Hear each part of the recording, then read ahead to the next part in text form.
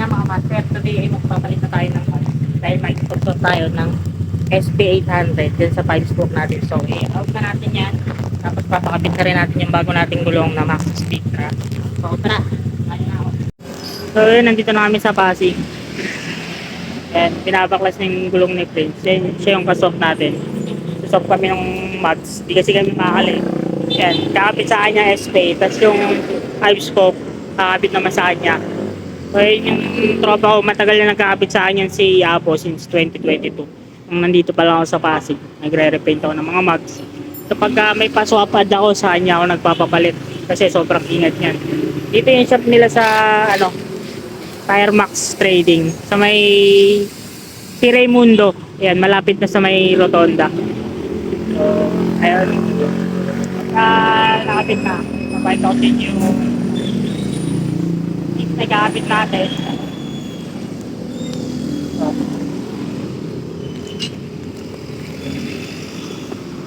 Ito.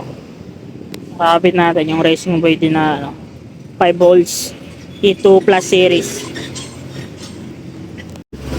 Bali yan. Kaya dito rin tayo nagpapakabit kasi kumpleto sila ng gamit. Kaya meron silang machine. Hindi siya tinutungkab o sinisikwat. Saka yun, nung gano'n sila kaingat dito, nilalagay sila na ito. Yung protector sa mags kapag bumili kayo ng mga bagong mags. So meron sila dito niyan, kaya safe na safe talaga magpakabit dito. At yun, nabaklas na yung dalawa naming mags sa harapan tsaka gulong. So pagpapalitin na lang yung gulong ito. Yung gulong ko sa harap, hindi ko muna pinalitan kasi makapal pa naman tsaka hindi pa naman siya nagbukol. So interval ko muna ng pagpalit ng gulong. Medyo mabigat din kasi para sa akin yung Maxxis Victra. Kaya isa lang muna yung pinili ko, yung panghulihan. Yung disc ko pala, hindi ko na i-out yan. Bali, kukunin na ni Prince yan. Binili niya na sa akin yan. So, di na siya aalisin dyan sa mags na yan. Then, yung disc niya naman, kukunin niya kasi nga magpapalit tayo ng Racing Boy. At habang kinakabit na ni Abo yung bagong mags si Prince, ay tumulong na ako sa pagtatanggal ng disc para naman mas mapabilis na yung trabaho. Kasi nga gaya ng sinabi ko kanina, ay kukunin ni Prince yan dahil meron tayong sariling disc na ipapalit. Bale sa mga magtatanong pala kung anong mags yung gamit natin dati. Daruma mags po yun kay Harris Abweg Benaplar ko binili. Pero dati, yung unang-una ko talagang upgrade ng mags ay RB8 o yung SP11 ata yun. Yung lumang RB8, yung mas manipis yung mga spoke. Ito kasi ngayon na bagong SP8, yung napansin ko sa kanya ay matataba na yung spoke niya. Tsaka parang malapad yung labi nung mismong mags. Tapos sa bigat, halos hindi naman sila nagkakalayo ng mga timbang. Ewan ko na lang pagka sinukat mismo sa timbangan. At pagkatapos kong tanggalin yung lumang disc ni Prince, ay nilapat ko na yung bago kong disc. At ayun nga, napakasimple at napakalinis lang tignan ng panibago nating disc at panibagong mags dahil puro black lang yung ambience niya. Kaso may problema. Hindi pala pasok yung dati kong tornilyo sa kanya. Dahil yung luma kong tornilyo ay 12mm. Samantalang itong SP800 ay di hamak na mas maliliit pala yung tornilyo na 10mm. Kaya naman nakiusap na lang ako kay Prince na pwedeng magpalit na lang kami ng bolts. Total, hindi rin naman sa kanya papasok yung mga luma niyang bolts. So nagkasundo kami na swap na lang kami. At ayun nga, akmang-akma yung mga dati niyang bolts. Medyo nangihinayang ako dun sa these bolts natin kasi CNC na yun. Yung mga bolts natin puro CNC na. Yung kay Prince naman para siyang, ewan ko kung cone type ba yung tawag dyan. Pero ano rin naman siya, magandang klase yung tornilyo. Pero pansamantala muna para makauwi, nag-swap na muna kami ng mga bolts. At naikabit na nga ni Abo yung mags ko kay Prince. At ito namang mags ni Prince ay ikinakabit na sa akin ni Abo. Isa rin pala to sa mga gusto ko dito dahil tinitignan mabuti kapag kinakabit yung mags dahil kadalasan ay sumasayad yung caliper sa may mags at nagsasanhi ng gasgas. At kung mapapansin nyo mga master ay ang dumi ng motor namin. Parehas kami ni Prince na taga Baras Rizal. So kapag umuulan sobrang putik talaga sa amin. Kahit anong linis namin sa motor, paglabas pa lang ng motor namin ng mga bahay namin ay napakaputik na. Gawa ng medyo malapit kami sa bundok.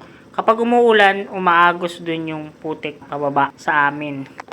At kinakabit na nga ni Abo yung bago nating gulong na Maxxis Victra ST na 110 by 80 14 Ayan po yung gulong na gamit natin. Maxxis Victra po. S98 ST. Ito yung ginagamit kong gulong mga master sapagkat napakakapit nito. Kahit umuulan ay makapit pa rin siya. Pero syempre, kapag umuulan, dapat ay hinay-hinay pa rin dahil hindi natin masasabi ang disgrasya kung kailan darating.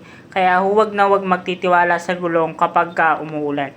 Pero kapag tapat na tapat naman yung araw ay sobrang kapit nito. At para sa mga magtatanong ulit kung anong size ng gulong natin, sa harapan po ay 90 by 80 and sa likuran naman po ay 110 by 80 at ang brand ng ating gulong ay Maxxis. Ang model naman po ay Victra S98 ST. Ayan, nakakabit na yung gulong natin sa likod at yung mugs napaka-pogi kahit napakadumi ng motor natin.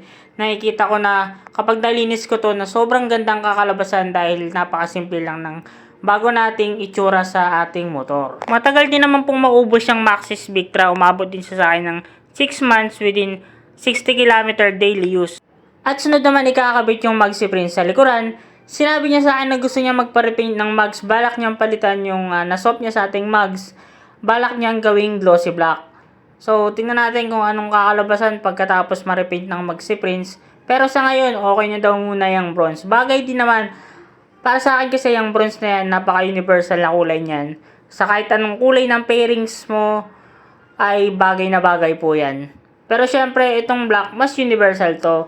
Pero dahil nga may pinaghahandaan tayo na event, ay magpapalit tayo ng looks ng ating motor.